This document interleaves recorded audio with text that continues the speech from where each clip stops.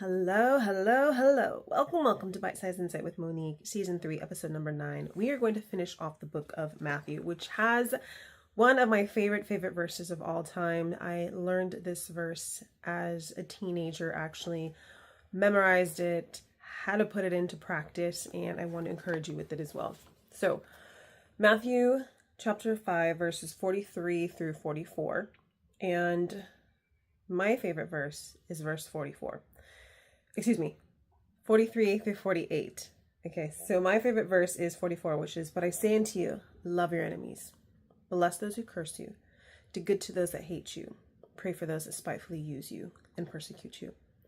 So as a teenager, I experienced a lot of verbal persecution, I guess you could say, from my years in school, because I was very vocal and bold about my faith, and I knew what it meant to stand alone. I knew what it meant to have people make fun of you, to bully you because you're a Christian. So I learned from a young age to be able to release that. Then in my early 20s, I had a family member that I was not close to at all, that I did not like, that we butted heads, our personalities, and it was really hard to be able to bless them. It was really hard to be able to pray for them.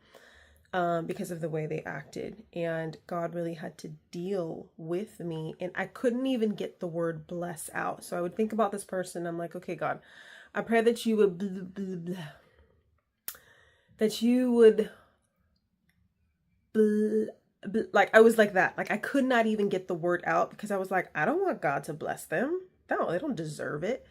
And, I just had this attitude, and God really had to deal with the posture of my heart when it came to this. So if there's people like that in your life, I want to encourage you with it. Okay.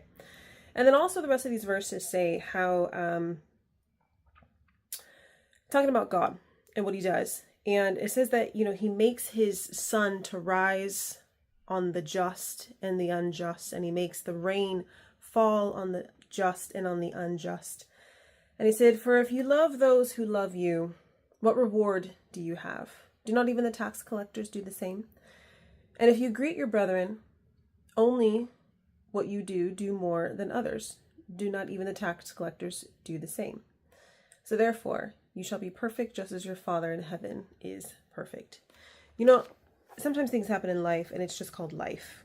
It's not even necessarily that God, is forcing it or making it. The things that are already set into motion, like God sends his rain on the good and the evil. He sends his sun to shine down, and that means literally the elements that will bless you, that would help you. But sometimes things happen in life, and it's not even because of something that you did or didn't do. It's just called life. It's the human experience that we are living. And when you come across people who, are vindictive, come across people who absolutely hate you, and especially hate you for your faith, this is what that last verse is saying. He's saying that therefore you shall be perfect just as your Father in heaven is perfect. That when you are good to them, even though they're wrong to you, the word perfect there, actually in Greek, it means complete. It means full of age. It means in the sense of moral character, maturity, integrity.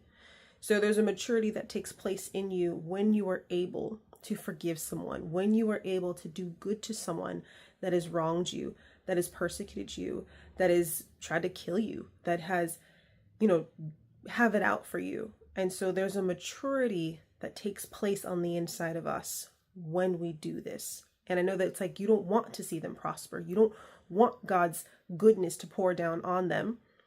But God still does. And so this is an example, and this is what Jesus is teaching here about loving your enemies. And I know in the culture we're in, unfortunately, it's very volatile and it's very hostile. And that can be very hard to do. And it's definitely easier said than done. But with the help of the Holy Spirit, you can do it. And he's our guide. He's the one that will show you how.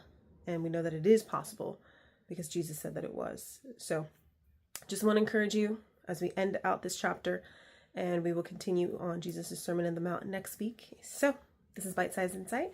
Any thoughts, comments, questions, please leave them below, and I will see you next time.